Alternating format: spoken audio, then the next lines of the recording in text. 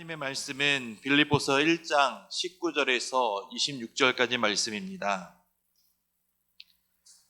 빌립보서 1장 19절에서 26절까지 말씀을 저와 한 절씩 교독하시고 마지막 26절은 합독하도록 하겠습니다.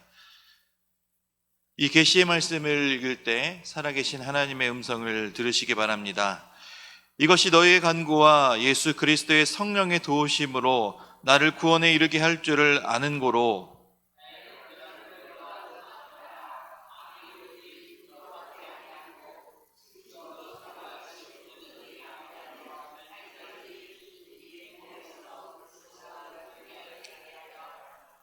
이는 내게 사는 것이 그리스도니 죽는 것도 유익함이라.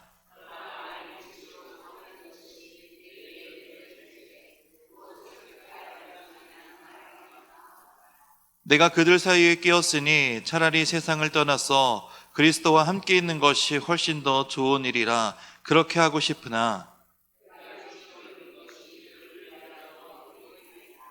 내가 살 것과 너희 믿음의 진보와 기쁨을 위하여 너희 무리와 함께 거할 이것을 확실히 아노니 내가 다시 너희와 같이 있으므로 그리스도 예수 안에서 너희 자랑이 나로 말미암아 풍성하게 하려 함이라. 이는 하나님의 말씀입니다. 아멘. 우리가 계속 보고 있는 빌립보서는 사도 바울의 옥중 서신입니다. 바울이 이 서신을 쓴 상황이 로마 감옥에 갇힌 상황인데 인간적으로 보면 바울의 현실은 불확실한 상황이며 또 생명의 위협을 받을 수도 있는 상황이고 또 복음 사역의 중단이라는 절망적인 상황 속에 있는 것으로 볼 수가 있습니다. 그러나 놀랍게도 사도 바울은 그의 편지에 낙심이나 두려움이 아니라 기쁨과 확신이 흘러 넘치는 편지를 쓰고 있는 것입니다. 사도 바울이 이렇게 기쁨의 확신이 넘치는 이유는 그 자신을 둘러싼 환경을 보는 것이 아니라 환경 너머에 계시는 하나님께 그의 시선이 향하고 있었기 때문입니다. 고난이 불행이 아니라 기쁨이 된다라는 것입니다. 시편 119편의 기자는 고난당하는 것이 주님의 말씀을 지키게 되었다라고 하며 고난이 유익이 되어 하나님의 율례를 배우게 되었다고 고백하는 것처럼 사도 바울 역시 이 자신이 로마 감옥에 있는 상황이 바로 하나님의 율례를 배우며 기쁨과 즐거움이 넘치게 되었다라고 하는 것이 바로 이 말씀을 보고 있는 것입니다. 영국의 유명한 설교자 마틴 로이드 존스 목사님은 힘겨운 상황에 담긴 의미가 무엇인지 나는 정확히 모른다. 그런 하나님이 이 상황에 개입하시고 이 상황을 사용하시며 이 상황을 바꾸고 계신다는 사실을 안다라고 하였습니다. 바로 이런 믿음이, 이런 생각이 바로 우리 모든 성도들의 삶의 방향이 되어야 합니다. 바로 그리스도를 믿는 성도들은 세상이나 환경에 따라 사는 것이 아니라 하나님을 바라보며 하나님을 의지하며 살아가는 삶, 그리스도인들의 삶이 바로 이러한 삶이 되어야 한다라는 것입니다. 하나님이 이 상황을 허락하신 이유가 무엇일까? 하나님이 하시려는 목적이 무엇일까? 하나님이 이 상황을 어떻게 사용하실까라고 질문하고 생각하며 하나님의 일하심을 바라보는 것이 바로 우리들의 자세가 되어야 합니다. 참된 신앙은 환경에 매이는 신앙이 아니라 그 환경 너머에 계시고 운행하시고 주관하시는 하나님을 바라보는 삶, 그것이 바로 성도들의 삶인 것입니다. 어렵고 쉽지 않은 감옥 속에서도 사도 바울은 기쁨과 확신이 넘치고 있는 말투로 나의 간절한 기대와 소망을 따라 아무 일에든지 부끄러워하지 아니하고 지금도 전과 같이 온전히 담대하여 살든지 죽든지 내 몸에서 그리스도가 존귀하게 되려 하나니라고 고백하고 있는 것입니다. 살든지 죽든지 그리스도가 존귀하게 되려 하는 이 믿음과 확신을 붙드는 것이 바로 사도 바울만의 고백이 아닌 우리 지금을 살아가는 우리들의 고백 역시 되어야 한다는 사실을 믿으시기 바랍니다. 우리 19절 말씀을 함께 읽겠습니다. 이것이 너희의 간구와 예수 그리스도의 성령의 도우심으로 나를 구원에 이르게 할 줄 아는 고로. 아멘. 사도 바울은 로마 감옥에 갇혀 있었지만 인간적으로 보면 아무 힘도 없는 죄수에 불과하지만 사도 바울은 담대하게 말하고 있습니다. 이것이 너의 간구와 예수 그리스도의 성령의 도우심으로 나를 구원에 이르게 할 줄 안다. 여기서 바울은 두 가지 중요한 사실을 일깨워 주고 있습니다. 감옥에 갇혀 있었음에도 불구하고 성도들에게 기도해야 한다라는 사실, 그리고 성령의 도우심을 구해야 한다라는 사실을 알려주고 있는 것입니다. 바로 사도 바울은 이 성도의 기도를 확신했기 때문입니다. 사도 바울은 혼자 싸우는 사람이 아니었습니다. 그가 사역하던 교회들은 끊임없이 바울 사도를 위해 기도했습니다. 특히 빌립보 교회는 복음의 동역자로서 바울을 물질로도 기도로도 끊임없이 지원하며 도왔습니다. 교회의 기도는 또는 성도의 기도는 단순한 위로가 아니라 실제적인 능력의 통로가 된다라는 사실입니다.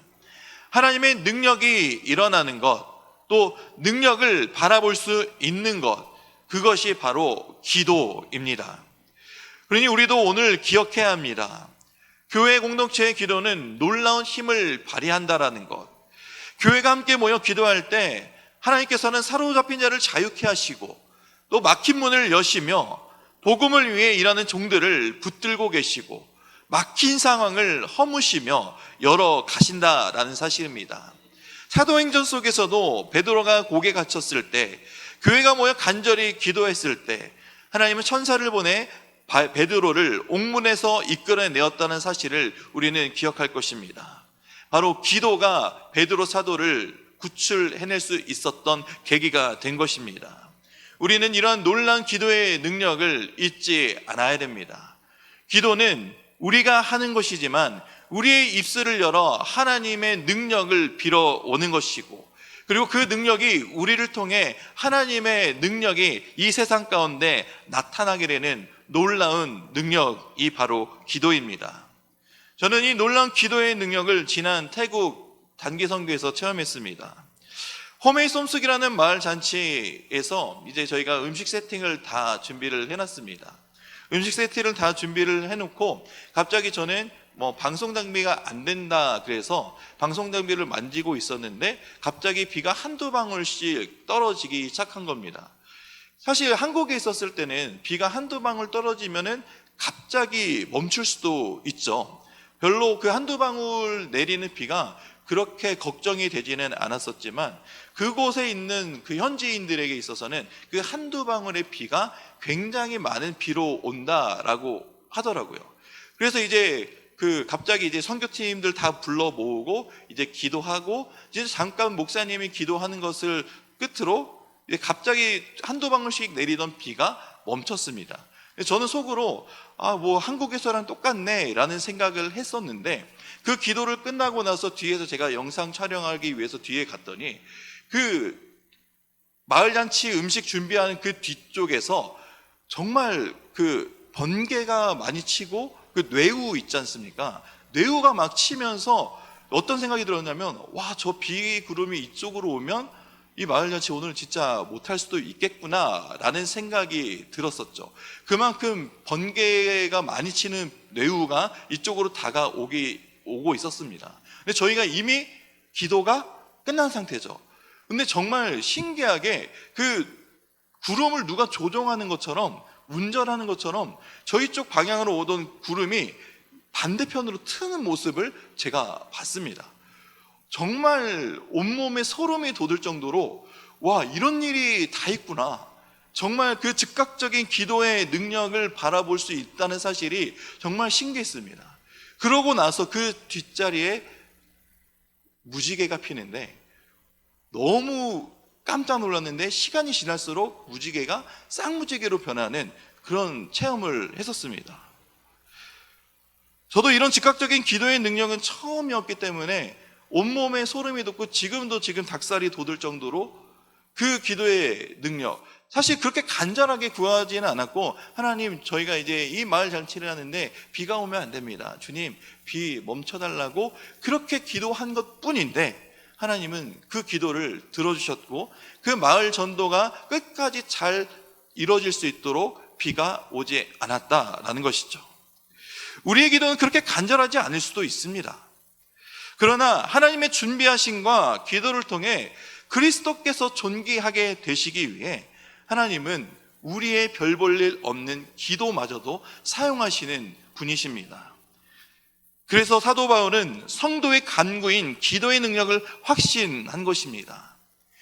우리도 우리의 기도의 능력이 있음을, 우리가 기도하는 대상이 세상을 향하는 것이 아니라 나의 만족과 유익을 향한 것이 아니라 하나님의 복음, 그리스도가 존귀하게 되기 위한 기도를 바라봤을 때 하나님은 우리의 모자란 또 부족한 기도마저 사용하셔서 하나님의 그 놀라운 역사하심을 이루신다라는 사실을 우리는 기억해야 합니다. 기도에 있어서 필요한 것은 믿음입니다. 하나님이 나의 기도를 들어주신다는 사실을 우리는 항상 잊지 않아야 합니다. 또한 바울 사도는 성령의 도우심을 확신했습니다. 여기서 도우심이라는 헬라어 단어 에피코레기아스는 힘을 주다, 준비시키다, 공급하다라는 코레기아의 합성어로 도움을 주되 적당히 주는 도움이 아니라 매우 힘을 얻을 수 있도록 도와주는 풍성한 공급을 뜻하는 것이 바로 도우심이라는 단어입니다. 즉 성령 하나님께서 성도들에게 필요한 것을 주시되 매우 힘을 얻을 수 있도록 풍성하고 넉넉하게 공급해 주신다는 사실입니다. 바울은 자신이 감옥에서도 두려워하지 않고 담대할 수 있었던 이유가 바로 이 성령 하나님의 지속적인 도우심 때문이었음을 고백하고 있는 것입니다. 기도와 성령의 내적 사역이야말로 성도의 삶을 견인하는 근본 동력이 된다라는 것입니다. 오늘날 지금을 살아가는 우리도 환경을 탓하며 낙심하기보다 무릎 꿇고 기도하며 성령 하나님의 도우심, 풍성하게 우리를 채워주시고 인도해 주시는 그 하나님의 도우심을 간구해야 합니다. 우리가 이것을 믿으며 간구하고 성령 하나님을 의지할 때 우리의 연약함을 강해지고 또 절망 속에 있었던 상황은 소망으로 바뀌며 우리는 마침내 하나님의 도우심의 손길을 바라볼 수 있게 된다라는 사실입니다. 그러니 기도와 성령 하나님을 의지하는 삶을 사시기를 주님의 이름으로 축원드립니다. 또한 성도의 소망은 살든지 죽든지 그리스도가 존귀하게 되는 것에 있습니다. 우리 20절에서 23절의 말씀을 다시 한번 읽겠습니다. 나의 간절한 기대와 소망을 따라 아무 일에든지 부끄러워하지 아니하고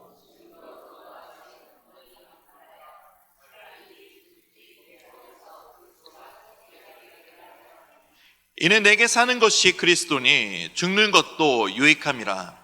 그러나 만일 육신으로 사는 이것이 내 일의 열매일진데 무엇을 택해야 하는지 나는 알지 못하노라.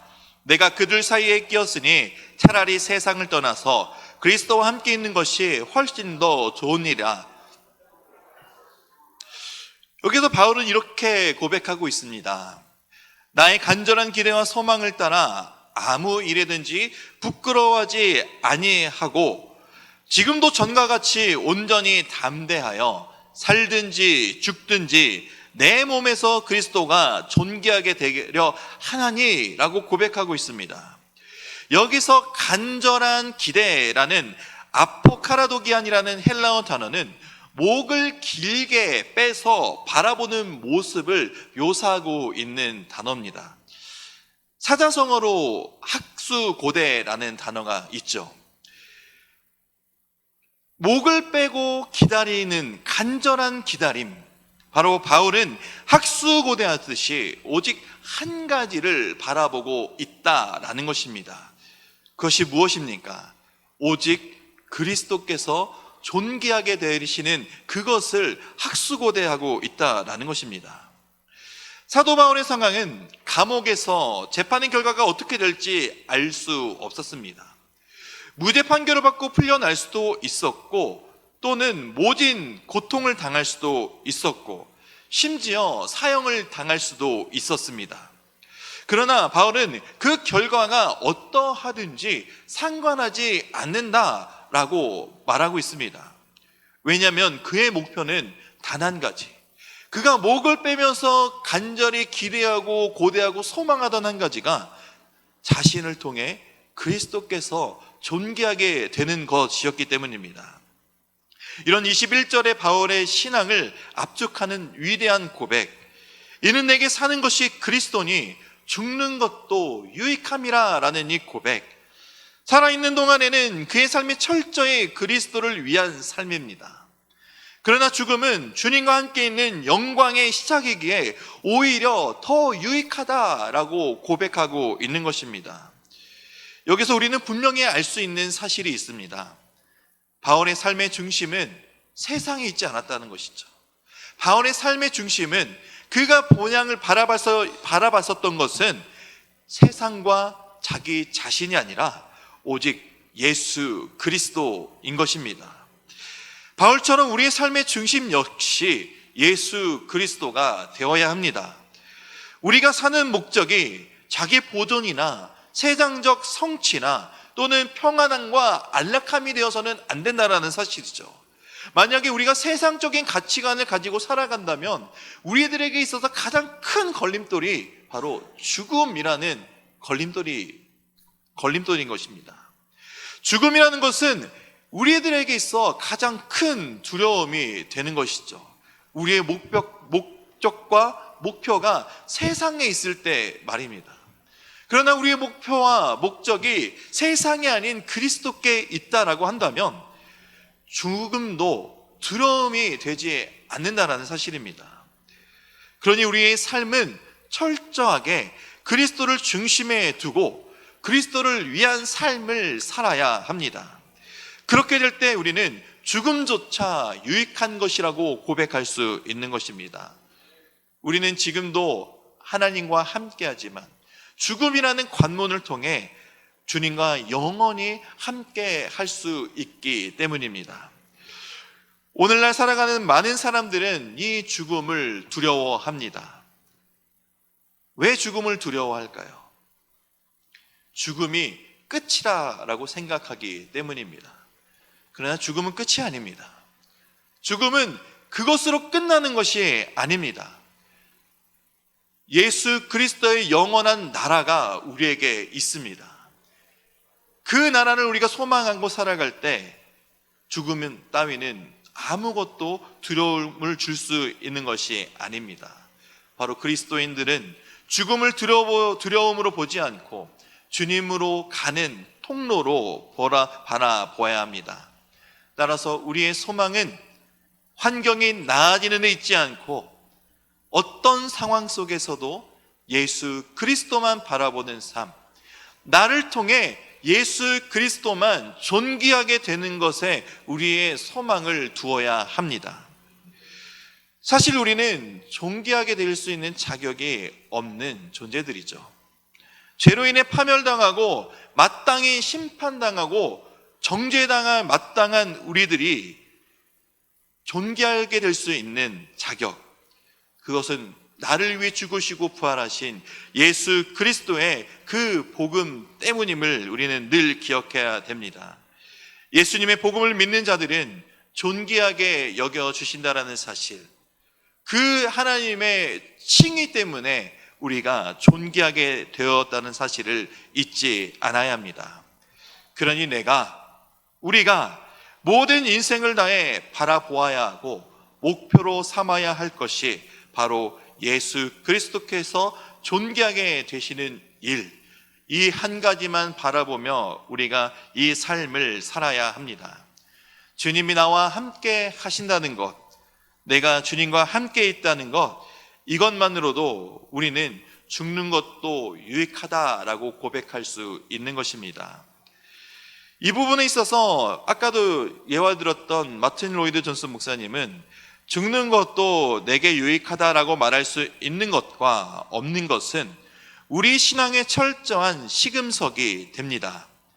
죽음이 현실로 닥쳤을 때 나한테 유익한 일이라는 일이 생각이 드는지 확인해 보아야 합니다. 사도 바울처럼 죽음을 바라볼 수 있는지 확인해 보아야 합니다 라고 이 부분을 이렇게 해석하였습니다.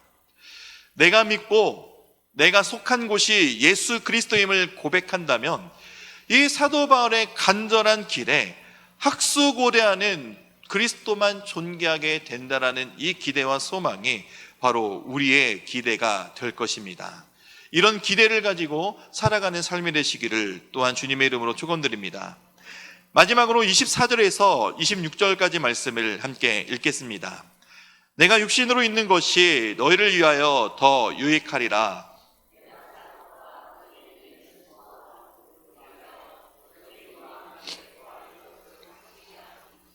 내가 다시 너희와 같이 있으므로 그리스도 예수 안에서 너희 자랑이 나로 말미암아 풍성하게 하려 함이라. 아멘.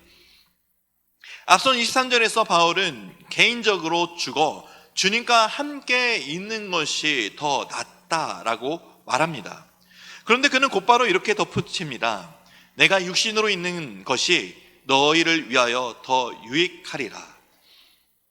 바로 바울의 선택의 기준은 자기 자신에 있지 않았다는 사실을 이 고백에서 또한 볼 수 있는 것입니다. 바로 자신의 유익이 아닌 교회 공동체의 유익이었습니다. 바울은 교회 성도들이 믿음 안에서 성장하고 기쁨이 충만하기 위해 자신이 살아남는다라고 확신합니다. 그래서 25절에서 내가 살 것과 너희 믿음의 진보와 기쁨을 위하여 너희와 함께 거할 것을 확실히 아노라 라고 고백하고 있는 것이죠. 여기서 우리는 사도 바울의 목회적 심정을 바라보게 됩니다. 바울은 자신의 아내보다 교회의 성장과 성도의 기쁨을 더 소중히 여겼습니다. 이것이 바로 목자의 마음, 심정입니다. 목회의 목적은 성도를 즐겁게 하는 것이 아니라 그들의 믿음을 자라게 하고 그리스도 예수 안에 있는 진리 그 안에 바로 세워주는 것. 바울은 이 사명을 붙들고 자신의 온 생애를 헌신했습니다. 그러니 오늘날 우리도 기억해야 됩니다. 우리의 사명은 단순히 나 혼자만의 신앙을 지키는 것이 아닙니다. 하나님께서 우리를 교회 공동체 안에 두신 이유는 서로를 세우고 함께 자라며 믿음의 기쁨을 풍성하게 누리도록 하기 위한 것입니다. 그러므로 우리는 교회의 유익을 위해 성도의 성장을 위해 헌신하는 삶을 살아야 합니다. 그러나 간혹가다 이러신 분들이 있습니다. 교회에 나가지 않고 집에서도 얼마든지 예배를 드릴 수 있지 않습니까? 물론 예배를 드릴 수가 있죠. 그러나 예배를 드리는 것에서만 그치지 서로 말씀을 나누고 교제하는 그 교제가 없다면 서로 하나가 되는 그런 기쁨을 누릴 수 없게 된다라는 사실입니다. 그러니 우리는 혼자만의 신앙을 가지고 살아가면 안 됩니다. 우리가 서로 섬기며 서로 세우며 서로 도우며 서로 세우는 그런 풍성한 성장의 기쁨이 이 교회 공동체 안에 있어야 합니다. 그런 삶을 위해서 우리가 있는 그 자리에서 남을 위해 또 이웃을 위해 옆에 있는 성도를 위해 더 헌신하는 삶을 살아가시기를 주님의 이름으로 축원드립니다. 오늘 본문에서 보았던 사도 바울의 모든 고백은 복음 안에 주어진 은혜의 결과입니다.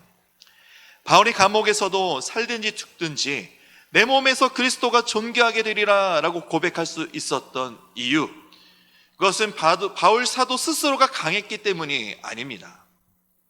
그가 그리스도 안에서 새로운 생명을 얻은 것을 확신한 믿음이 있었기 때문입니다.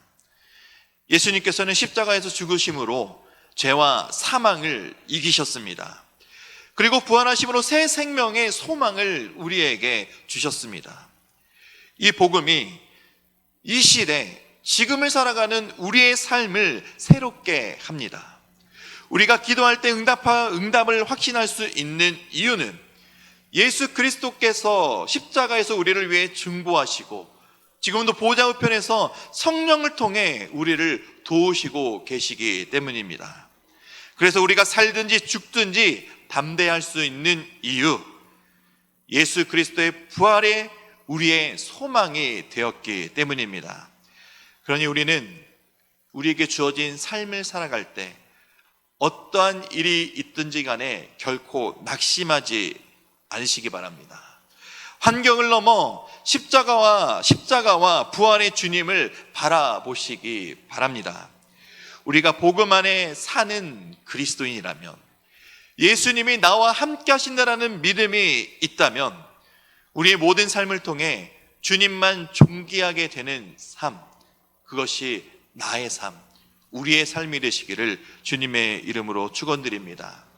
하나님을 향해 우리 시선을 드시기 바랍니다. 주님께 우리의 모든 것을 고정하시기 바랍니다. 주님이 우리의 소망이고 생명이고 영광이 되십니다. 살든지 죽든지 내 몸에서 그리스도가 존귀하게 되리라. 아멘. 살든지 죽든지 내 몸에서 그리스도가 존귀하게 되리라. 아멘. 살든지 죽든지 내 몸에서 그리스도가 존귀하게 되리라. 아멘. 이 존귀하게 여기시는 주님을 바라보는 삶을 살아가시기를 주님의 이름으로 축원드립니다.